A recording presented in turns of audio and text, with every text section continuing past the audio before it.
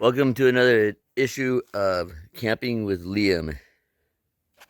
Today we're doing something a little different than what I've normally done as far as prepping for survival or prepping for camping, which now how the state of the world is in, this is more of a prepping for survival. I'm out here making a garden, and I've done this for several years now, planting a garden and growing produce in my garden and having a pretty good variety of food source that can be saved up if you can properly for the winter months. So you basically have food and vegetables for the summer duration, and then you'll have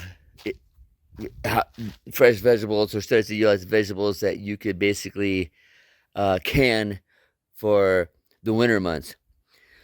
And for one person, right, this is probably a good enough size for one person, which is a 4-foot by 8-foot raised garden area. But if you have maybe 2 people, if you have maybe 4 people in your family, or 3 people, or 10 people, it wouldn't matter, right? To basically just kind of add the amount of these per person in your garden area. So the more people you have in your family, the more sizes, how many more you will need to basically build and plant and contain your garden. Because just a very sparse amount of plants with a good variety is going to give you quite a bit of vegetables if you plant it properly and the growing season is good. Of course, in this garden bed area, I have a lot of regular vegetation, a lot of plants, and there's a lot of onions and garlic and potatoes and more rooty kind of vegetables growing in this area. So I do have a lot of product in this particular area right here.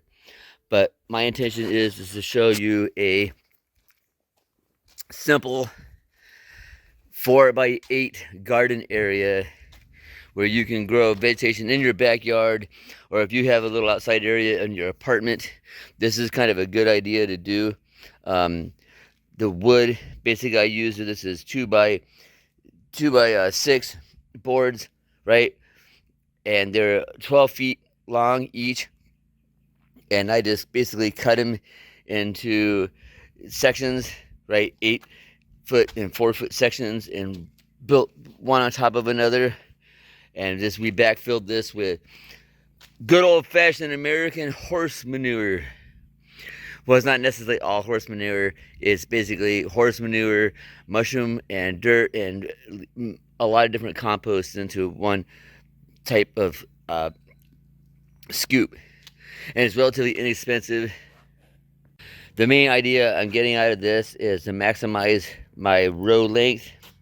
And you see, if you look closely, I've basically dug in these various rows, and I kept it at a diagonal as opposed to straight across, right?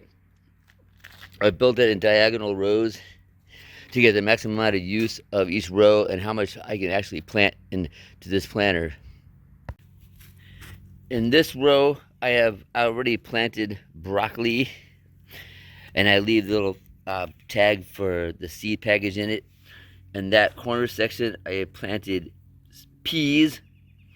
And this section right here, this row, should I say, I'm going to plant carrots. And basically my carrots, they're not going to be that far apart because they don't necessarily need to be that far apart. But I'm basically going to put my finger in about to the first knuckle into the soil, about anywhere from about 6 inches apart. I'm just going to poke some holes into the soil. And this being cow manure and mushroom compost and a variety of other ingredients, people are going to say, "Ooh, why are you using your bare hand?" Well, if you're growing vegetables, you're potentially going to eat these vegetables. And so getting this into your hands is not that big of a deal, really. So you're going to eat these vitamins and all these minerals and all these nutrients out of the soil anyhow. So it's really not that big of a deal if you're putting your hands and fingers in it. But anyhow, you're going to sit here and place these holes, pushing these holes in each one of these rows. Generally, you're going to need a lot of water to water your fresh planted seeds. And I've already gone through and I planted my rows. They're generally, depending on what they are, I planted on a distance. So once I got my garden set up, I'm going to water it. And that's going to be the trick. You could do it many different ways, but I'm going to use a garden hose. But if you don't have a garden hose, but you have another, like a bucket, I suggest using a 5-gallon bucket and then run it in each one of the columns that you made, each one of the rows you made. And generally this is how I do it. Right? I just take my hose and I have a light spray and I kind of moisten or dampen the row tops. Just like so. Like a rainstorm or a rain session, right? Just kind of lightly water their tops.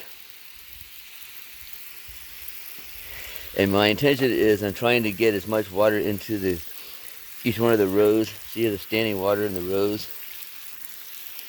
That's kind of what I'm trying to do with this, is get large standing amount of water in my rows.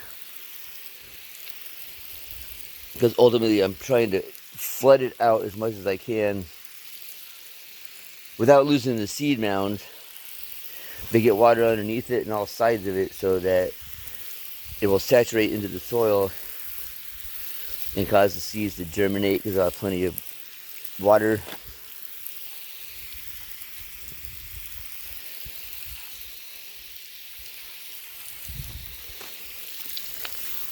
I've seen some videos of guys, they water it, but they slightly do it or lightly do it. But you really need to saturate when you first plant. Really be saturated.